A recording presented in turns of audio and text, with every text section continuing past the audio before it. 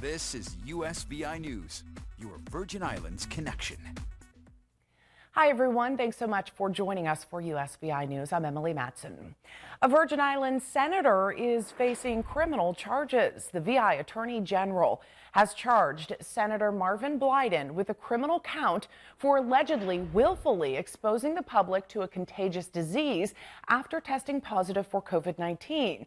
The DOJ investigation uncovered that Blyden tested positive on September 15th and was ordered to quarantine by the health department until September 25th. However, Blyden attended an event at Tillett Gardens on September 18th when investigators say he should have been at home quarantining. Blyden is facing a charge of exposure in a public place while infected with a contagious disease.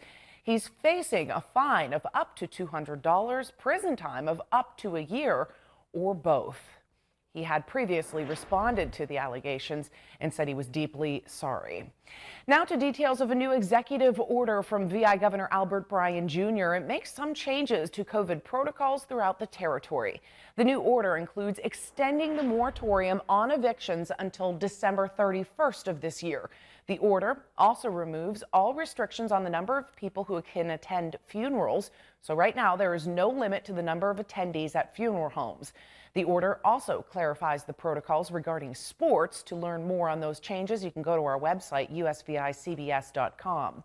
Lastly, the new order suspends all laws and rules regarding private vehicle inspections until March of 2022. And health leaders give an update on the latest COVID cases in the territory and efforts to get more Virgin Islanders vaccinated. Our USVI News' Ali Born-Vinek reports. Emily, there are currently 190 cases of COVID-19 in the territory.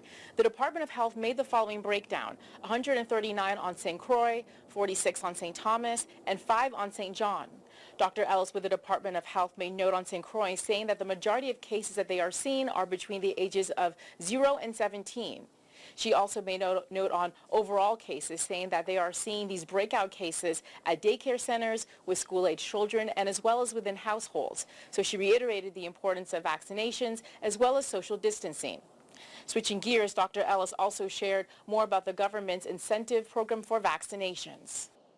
Last week, we announced the distribution plans for the governor's new $250 incentive program, and I will share some additional details with you.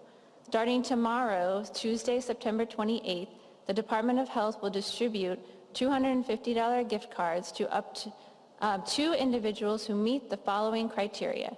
You received 1 dose of a 1-dose vaccine series like Janssen between August 9th and September 30th. You received 2 doses to complete your vaccine series of any 2-dose vaccine between August 9th and September 30th, 2021.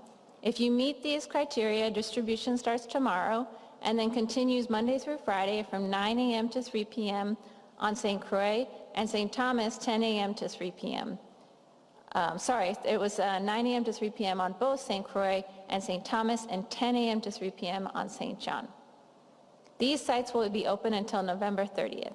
If you are unable to pick up your card by the deadline, we will announce how to get your card at a later date. This alternative option for pickup is until September 30th, 2022. Locations for pickup are the community vaccine centers on St. Croix and St. Thomas and the Morris DeCastro Clinic on St. John. Please bring your vaccination card or electronic vaccine confirmation and a valid government-issued picture ID. Reminder, if you are sick, suspect you have COVID-19, are a close contact, or have tested positive for COVID-19, stay home.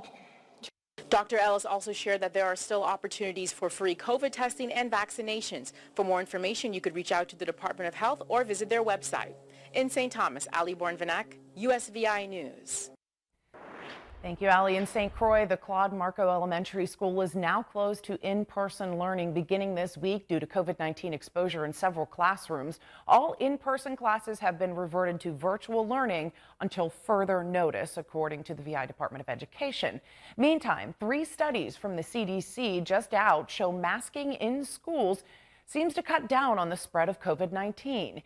The agency has advised school districts to have masking in their schools.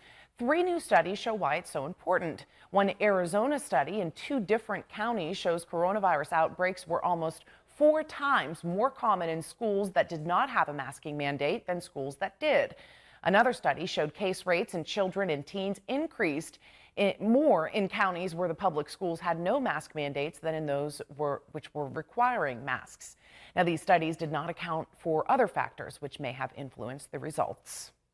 Investigators have determined the cause of death of an inmate at the prison in St. Croix was heart failure. On Friday, September 17th, an inmate was found unresponsive at the John Bell Adult Correctional Facility in Golden Grove. VI Attorney General Denise George says following an autopsy, the DOJ medical examiner determined the cause of death to be congestive heart failure and identified the inmate as 55-year-old Brian Glasgow. Glasgow's manner of death has been ruled as a natural death. There were no signs of injury or foul play, according to investigators. A heads up for drivers, the VI Department of Public Works has begun aggressive road construction territory-wide, so you can expect to see an increase in local road repairs in the coming months. Starting this week in St. Croix, road work will start on Route 83 near Catherine's Rest. It'll include milling, paving, and stripping the roadway, and that will last through Thursday.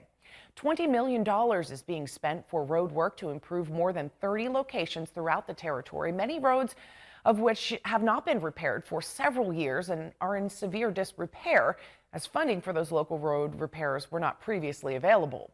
The Catherine's Rest Road Repair Project is the first to be addressed with this funding. For a full list of the project and paving locations and the costs, you can visit usvicbs.com.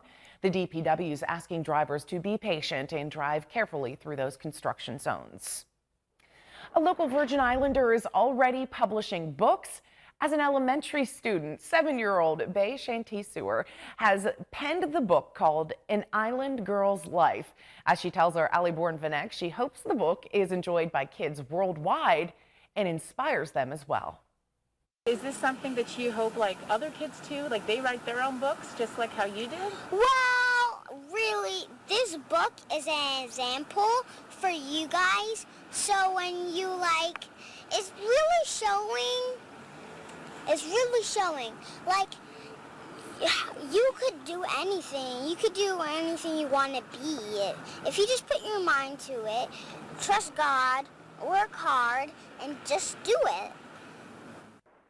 What a sweetheart and great advice. And we're going to have more on her book, An Island Girl's Life, coming up later this week here on USVI News. Stay tuned for that. It should be a great story.